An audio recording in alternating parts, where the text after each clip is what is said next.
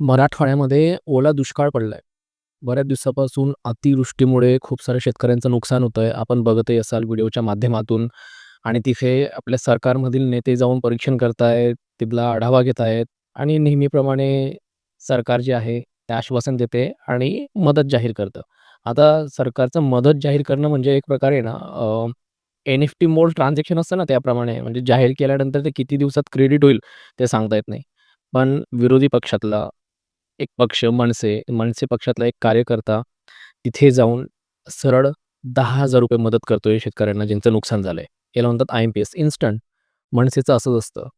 फटकेही instant भेटतात आणि मदतही लगेच भेटते. बरं का.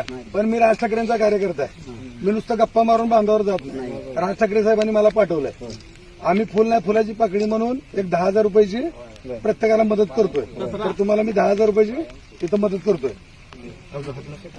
एक 10,000 रुपयाची मदत करतोय.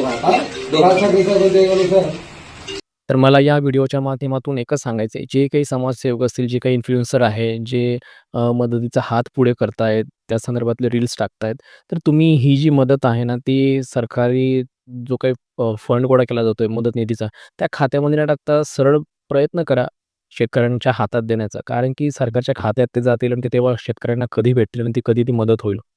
कारण की सध्याची परिस्थिती अशी आहे, की त्यांना लगेच तात्काळ गरज आहे आणि ते पैशांशिवाय कमी होणं शक्य नाही.